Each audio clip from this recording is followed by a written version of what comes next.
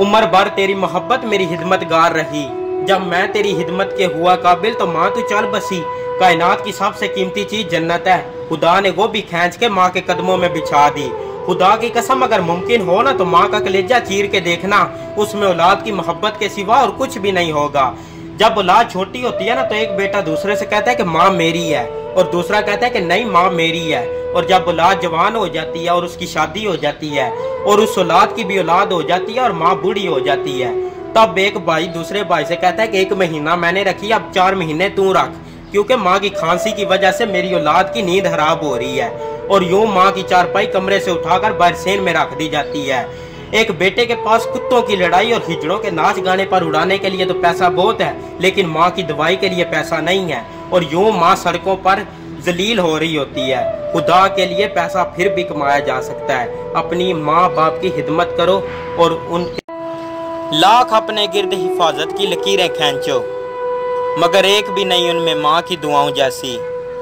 अगर वक्त मिले ना तो अपने वालिदैन के चेहरों की तरफ देखना, आपको पता चलेगा कि कैसे आपका मुस्तकबिल बनाते बनाते वो खुद कितना टूट चुके हैं।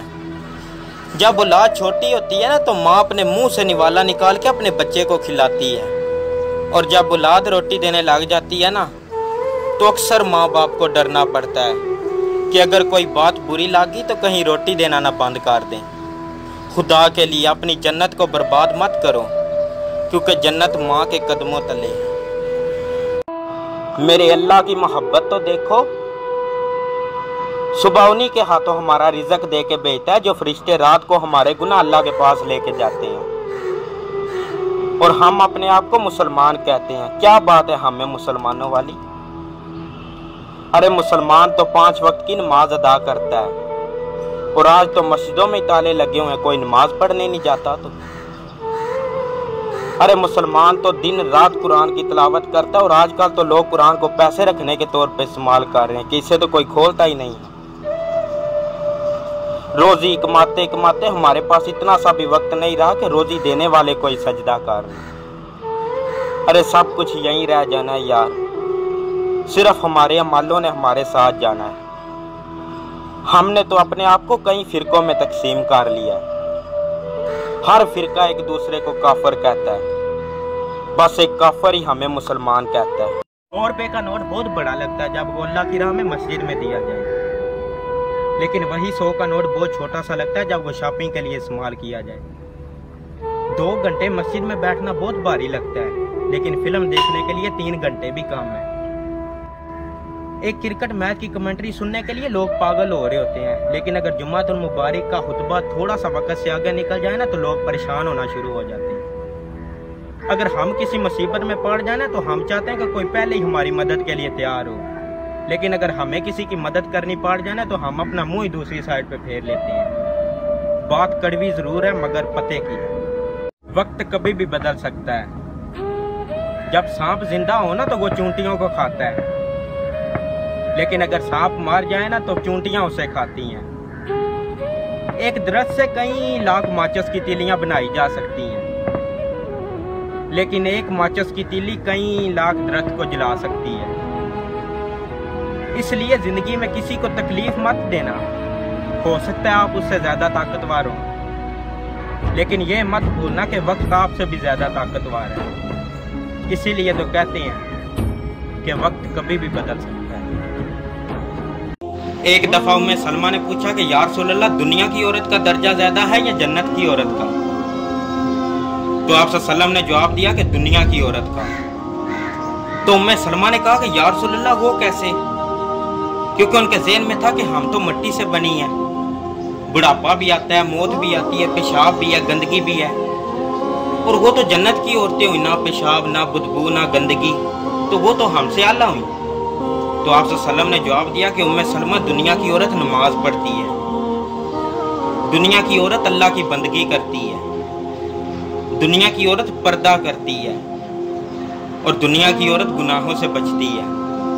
इसलिए मेरा अल्लाह ईमान वाली औरतों को जन्नत की हूरों से ऊपर कर देता है। तो क्या आज की औरतें उस दर्जे के काबिल हैं?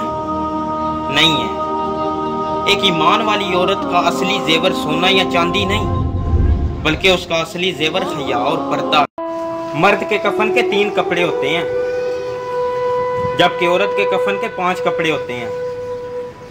2 जायद कपड़ों में एक स्कार्फ और एक सीना बंद होता है।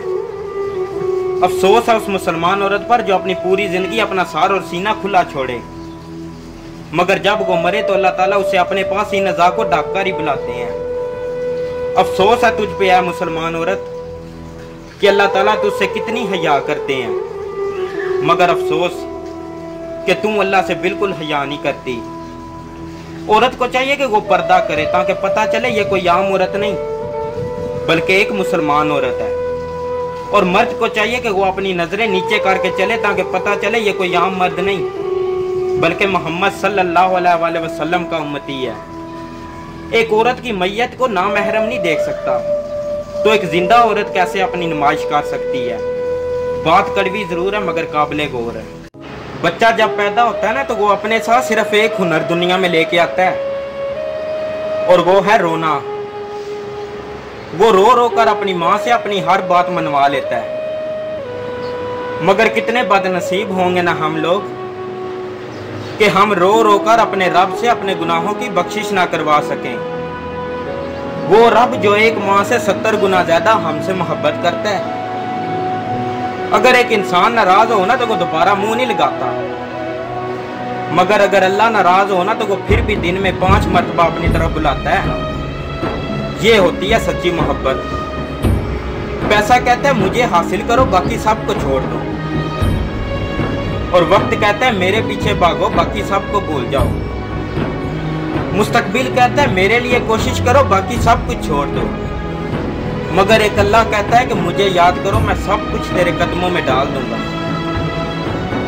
जब आप किसी की औलाद की तकलीफ पर अपनी औलाद की तरह गम खाते हैं ना तो आपसे औलाद का गम हटा दिया जाता है, क्योंकि आपने अपनी औलाद के हिस्से का गम किसी दूसरे की औलाद पर खा लिया। यूं आपकी औलाद गम से निजात पा जाती है। और अगर आप किसी के बूढ़े बाप के एहतराम की खातिर सीट से खड़े हो जाते हैं ना तो आपके बाप के एहतराम के खातिर भी खड़े होने वाला उसी बस में सवार करा दिया जाता है।